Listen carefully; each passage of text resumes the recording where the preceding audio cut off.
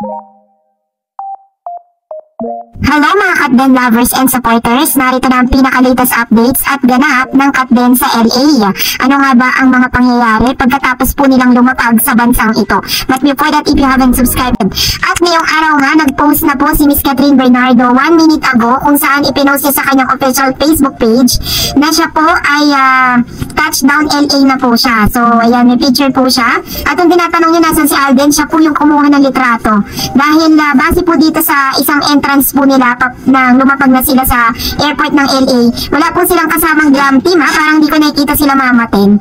At saka yung si Laysam, saka yung glam team ni Miss Catherine, parang silang dalawa lang yung nakita ko. Pero aabangan natin kasi imposible po yun eh. So base po sa mga reports, dumating na sa Los Angeles International Airport noong Monday night, Tuesday ng tanghali sa Pilipinas, sina Catherine Bernardo at Alden Richards. Nagpunta ng araw ng Los Angeles, California ang Katden dahil may screening sa Asian World Film Festival ang pelikula nilang Hello, Love Again. Grabe, diba? So Asian World Film Festival po yun. Magaganap ang red carpet event sa Wednesday, 7 p.m.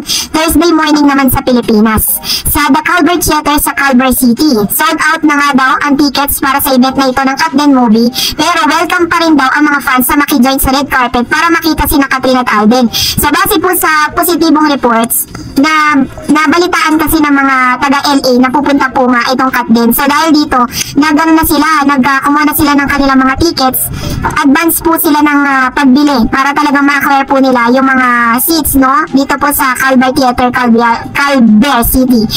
Sinabi nga na sold out kasi nakita po kasi doon sa pagdating pa lang po dito, yan nakikita nyo sa video natin, na talagang sinalubong po sila ng mga Pinoy, pati nga po yung mga ibang lahi, nagtataka, talagang na-amaze po sila kung paano po pinagkaguluhan at talagang sinalubong ng mga Pinoy itong si Catherine at si Alden Richards.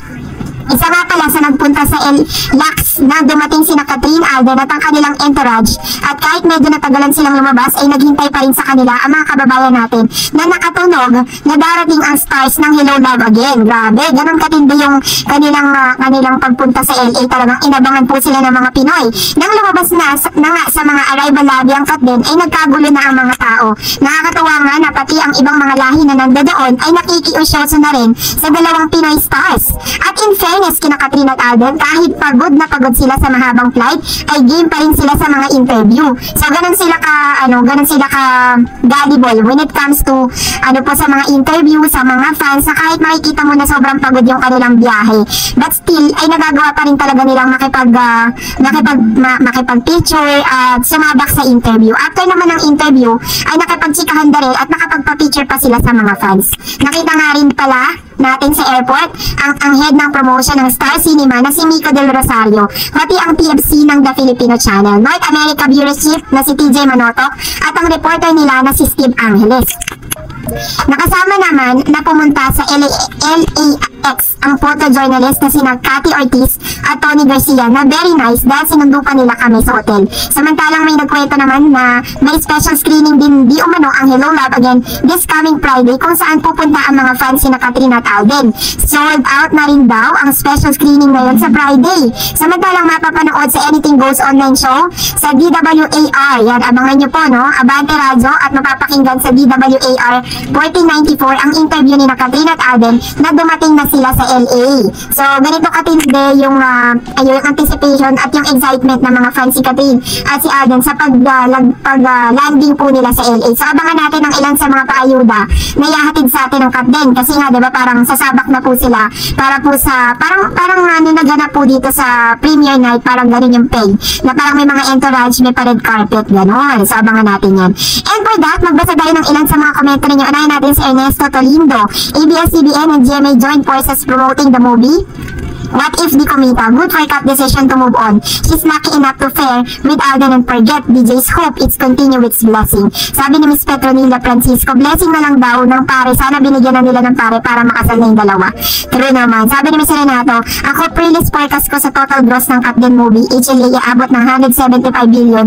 Fearless forecast yan ha. Pwedeng tatama or sa sobra pa. Or inaasahan ko. Sana nga magbilang anghel ka, no, Miss Renato. Kasi grabe to. Kung aabot ng ganun kalaki 175 billions, mahihirapan na talaga ang ibang mga artista na habulin. Ito pong nasabing na to, itong record breaking na to. And sabi ni Miss Patindo, Evelyn, nanood ang mga bashers, kaso pinapasama lang nila. Congratulations, Kat Den. Go, go, go for more blessings. Makikita naman talaga natin yung totoong supporter sa mga bashers eh. Doon lang po sa mga review nila. Kasi kapag talagang ayaw sa'yo, basher talaga yan. Wala naman sasabing maganda yan eh. Sabi ni Miss Herminia, Miss Darren, noon bata pa ako hanggang ngayon, matanda na ako. Wala akong nakikita na ganun kagaling na love team. Simple sila pero grabe sila magpakilig, lalo na sa ugali nila. Kaya maraming blessing na darating sa kanila. Mabuting tao sila, may pagmamahal sa kapwa, fans at family nila, lalo na sa God, Jesus Christ, na mayroon sila at totoo sa kapwa nila. Kaya maraming tao nagkagusto sa kanila. Miss Darrens, maraming salamat, Miss Darrens. Wow, ayan, may pahalik pa si Ma'am si Herminia, no? Totoo po yan, kasi if you're going to watch all the interviews, diba? One thing na talaga masasabi mong in common talaga ang Kat Den. Parehas na sila ng values.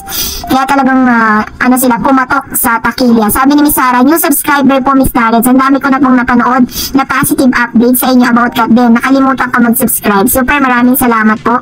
Kat Den lover. Ayan. Thank you Ma'am si Sarah Kiefer. Ayan. Buti naalala nyo mag-subscribe para po updated ka lagi sa mga videos po natin. Kasi we will never ever stop giving you a positive updates. Kasi yun naman talaga yung purpose of this channel. Hindi para stress kayo, but para po anti-stress, diba? Sabi ni Coco Channel, happy grateful Tuesday to you, Darrens, and to all loyal Kat Den fans. Word news to all global Pinoys, very proud. All the cast member of HLA, plus director, and the Writers Network collaboration are working so well. Alden and Kat, and the HLA team. God bless you all, and the whole universe for caring attention to Kat Den. Take care, Darrens, and congratulations to all HLA stars. You all made the historical records. Hello, bashers, thank you for promo. Good or bad publicity are accepted. Happy viewing, very true. Diba? Ang dami mga negatibo na mga nagsasabi, mga negative feedbacks patungkol sa movie. Pero it adds dun sa curiosity talaga ng mga manonood. Kaya mas lalo po talagang na-promote ng gusto. Sabi ni Mr. Larry, dito sa Winnipeg, sa Northgate Cinemas 4 Movie Theater, sabay-sabay binuksan kahapon Sunday, November 17. We supposed to watch the movie, mas high-end na cinema, kaso book up na sila. Kahit anong showing time yesterday, it was really a very good movie. O diba? One of the very few Pinoy movies I ever watched. Congrats to all the cast and crew of the movie. Congratulations Sir Larry, because napanood mo, no? Talagang nasaksihan mo. At napakaganda rin ng kanyang review, diba? And sabi ni Miss Mirna, congrats Kat and Alden, I love you both. Sana meron pa kayong project na magkasama. Sabi ni Miss Marites, congrats Kat Den, more blessing to come. Alam niyo po, sa ganda po ng feedbacks at napakagandang resulta ng kanilang movie, napaka-imposible na hindi sila bigyan ulit ng panibagong project. Sabi ni Totong Rama, mapagmahal kasi sila sa mga fans, kahit hindi maganda ang mukha ng fans, pinagbigyan nilang magpa-picture. Palagi silang nakangiti, kumakaway kamay ng mga fans, kaya hindi mahirap. Totoo po yan, napaka-gullible po nila pagdating po sa mga fans. Lalo-lalo na po, pinagsama talaga si Alden at si Catherine, ganun talaga sila. And di talaga nila pinapalagpas na may mga fans na hindi nila mapagbibigyan, diba? Sa picture, sa pagyakap, diba? May kita naman natin sa mga videos yan. And sabi ni Miss Melinda, we watched it last night here in Australia. My goodness, super ganda ng movie. Catherine and Alden, bagay na bagay sila. Perfect casting. Congratulations to Direk Cathy and script writers. We love it. Go, go, go, Alden. Ayan. Sabi ni Miss Brenda, abangers talaga ako sa mga updates mo sa Kat Den, ng Darrens. Kasi malinaw lahat ng update mo. Kaya inuulan ng ads ang updates mo sa Kat Den. Kat Den lang sa kalam.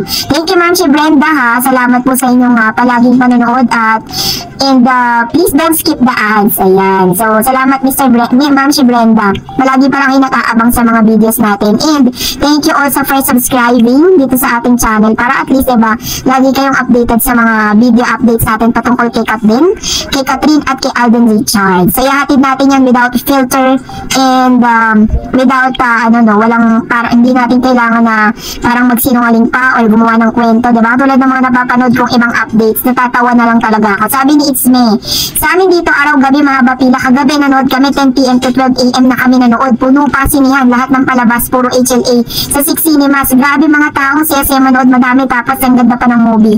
O diba? Ito yung mga totoong supporter. Sabi ni Mr. Mark, wow, kakabilib naman, puro first time ever history in the Philippine movie. Then international movie, grabe. God bless you Kat Den, and many more blessings sa Kat Den. Thank you Lord. Sabi ni Mr. Emmanuel Banaag, mabait kasi si Catherine at Alden, lalo na sa pamilya nila, kaya bumubuhos ang biyaya sa kanila. It's true, no?